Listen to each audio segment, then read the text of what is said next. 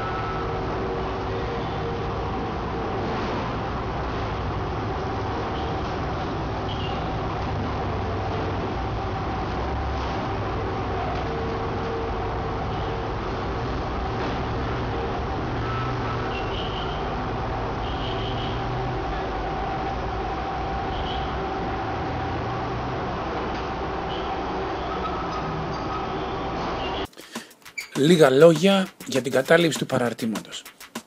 Από τη μεταπολίτευση και μετά, το παράρτημα αποτελεί στέγη πολιτικών ζυμώσεων και συνδέεται άμεσα με γεγονότα όπως οι απαντήσεις μετά τη δολοφονία του 15χρονου Καλτεζά το 1985 από την αστυνομία, τη δολοφονία του καθηγητή Νίκου Τεμπονέρα από παρακρατικούς τραμπούκους, καθώς και τις μαζικές μαθητικές κινητοποιήσεις.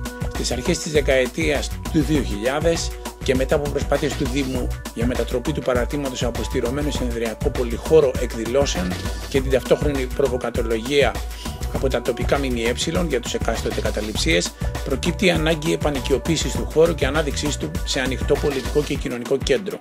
Δημιουργείται έτσι η συνέλευση επανοικιοποίησης του παραρτήματος, αποτελούμενη από διάφορες ομάδες και άτομα που αναλαμβάνουν την ευθύνη διαχείρισης και χρήσης του χώρου κάτω από το πρίσμα συγκεκριμένων χαρακτηριστικών, όπως είναι το αντιεραρχικό, αντιμιμιαίο, αντιεμπορικό, χαρακτηριστικών που διαφυλάττουν τον ανοιχτό χαρακτήρα του παραρτήματος και το αναδεικνύουν σε χώρο ελεύθερης έκφρασης και ζήμωσης ιδεών. Οι διαχειριστικές συνελεύσεις που ακολούθησαν υιοθέτησαν αυτά τα χαρακτηριστικά. Έτσι, το παράρτημα λαμβάνουν χώρα μέσω δημοκρατικές διαδικασίες, εκδηλώσεις με αντιεμπορικά χαρακτηριστικά και πλήθος άλλων κοινωνικών δράσεων.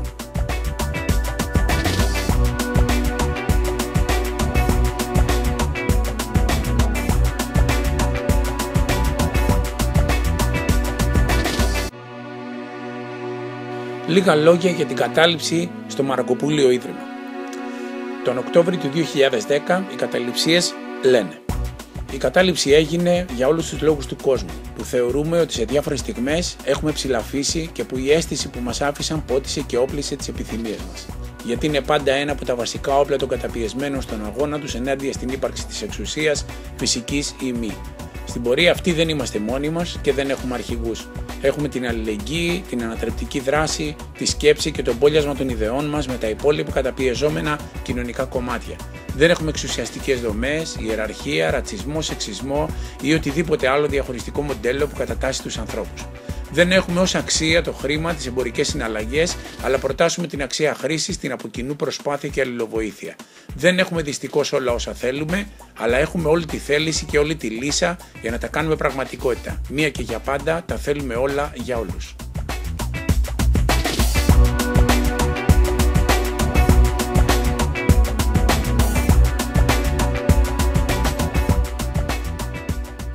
Μετά το 2008 καταλαμβάνεται και ένας χώρος μέσα στο ΤΕΙ Πάτρας. Στο χώρο αυτό στεγάζονται το αυτοδιαχειριζόμενο στέκι ΤΕΙ Πάτρας, το περιοδικό Σαμποτέρ και το αυτοδιαχειριζόμενο στούντιο Τέχνασμα.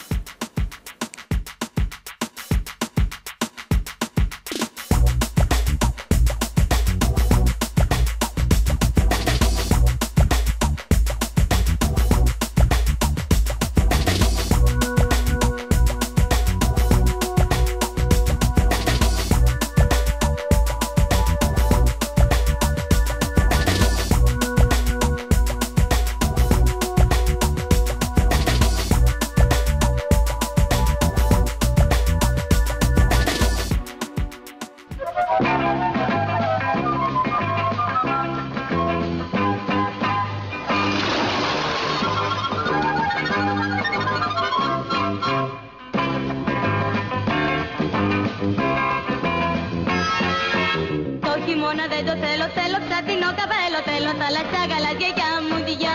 Να ψαχνώνουμε όλοι κάμω, στη δεσίδινο και να πέσουμε όλη μέρα σαν παιδιά. Τα μπάνια του λαού είναι πάντα ένα καλό φόντο για πολλούς κρατικούς ευνηδιασμούς, που θα ήταν σχεδόν αδιανόητοι τις άλλες εποχές πέραν του καλοκαιριού.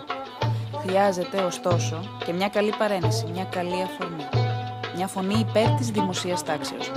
Και εδώ η Χρυσή Αυγή είναι πάντα ένα καλό συνεταιράκι.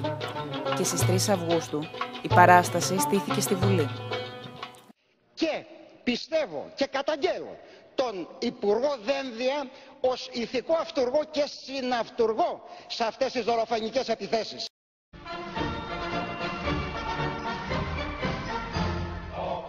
Αλλά αυτό που προπαντός έχω να σας πω είναι ότι μπαίνοντας στη Βουλή δεν θα αλλάξουμε. Δεν θα σας προδώσουμε και εάν σήμερα χωρίς βουλευτική ασυλία μπορούμε και κάνουμε τα όσα κάνουμε, τότε θα κάνουμε πολύ περισσότερα. Χωρίς βουλευτική ασυλία μπορούμε και κάνουμε τα όσα κάνουμε, τότε θα κάνουμε πολύ περισσότερα. Χωρίς βουλευτική ασυλία μπορούμε και κάνουμε τα όσα κάνουμε, τότε θα κάνουμε πολύ περισσότερα. Δεν είναι δυνατόν οι άνθρωποι αυτοί, αν μπορεί να χαρακτηριστούν άνθρωποι, να έχουν καταλάβει 2 δημόσια κτίρια, εκεί να παρασκευάζουν τα εγκλήματά τους, όπως επίσης και εγκληματικά μέσα, όπως είναι η Μολότοφ, στυλιάρια και άλλα, και κάθε τόσο να εξορμούν ειδικώς κατά της Χρυσής Αυγής, αλλά και άλλων πατρινών πολιτών που σπάζουν τα μαγαζιά τους, τα καταστρέφουν και τα διάφορα άλλα συναφή. Και φυσικά αναστατώνουν το κέντρο της πόλεως. Έγιναν επανειλημμένα διαβήματα από τον ομιλούντα και προφορικός και γραπτός και δια της τηλεοράσεως και δια άλλων μέσων. Εν τούτης, δεν είδα ούτε μια έκφραση συμπαθίας από τον Υπουργό Δημοσίας Τάξεως. Έχει πλέον γίνει, και έχει πλέον γίνει Υπουργός Προστασίας της τρομοκρατίας κατά των πολιτών. Δεν είναι αυτό, κύριε Αρβανίτη, δεν είναι. Είναι η άποψή σας, μπορείτε να το κρίνετε πολιτικά, αλλά η άποψη η δικιά μου της μεγάλης πλειοψηφίας είναι ότι ο κύριος Δένδιας είναι ένας εκ των καλύτερων υπουργών και κάνει πολύ καλά τη δουλειά του. Για να μπορέσει και ο αρμόδιος υπουργός να αποδείξει την αξία του.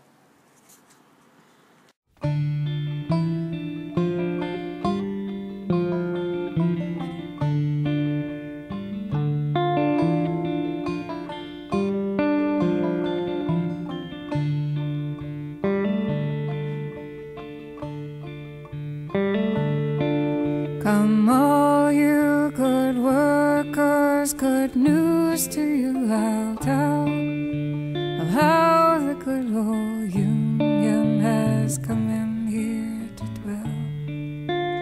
Which side are you on, boys? Which side are you on? Which side are you on, boys? Which side are you on?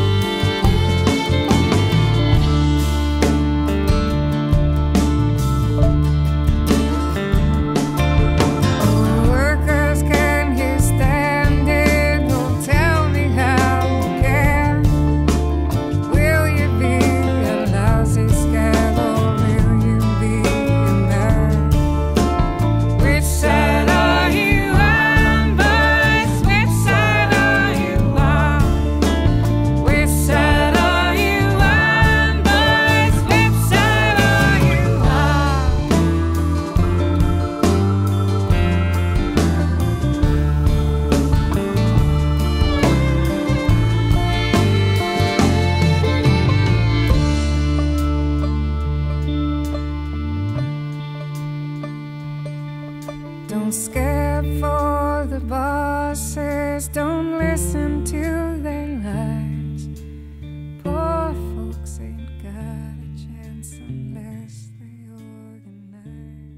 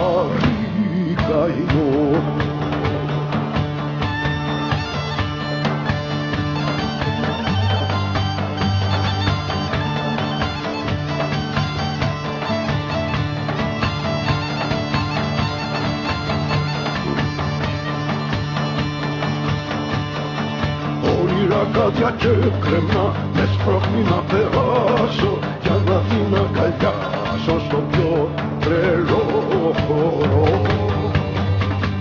Κι όταν τσικρίες τις βραδιές θυμάται τα κουβιάτσι, μου δίνει την προφιάτσι για να την εφορώ.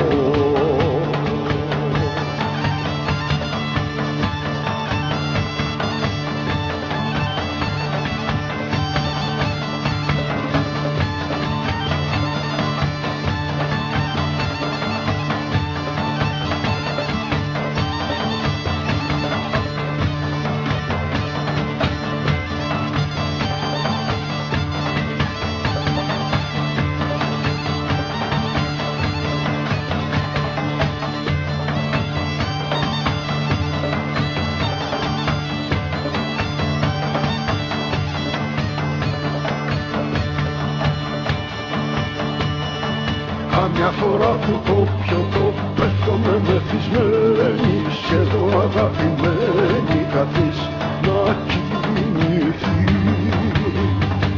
Και μοιάζει του τη σιωπή με λίγο πριν την βόρα, σαν τη στέλνει την ώρα που θα επιτεθεί.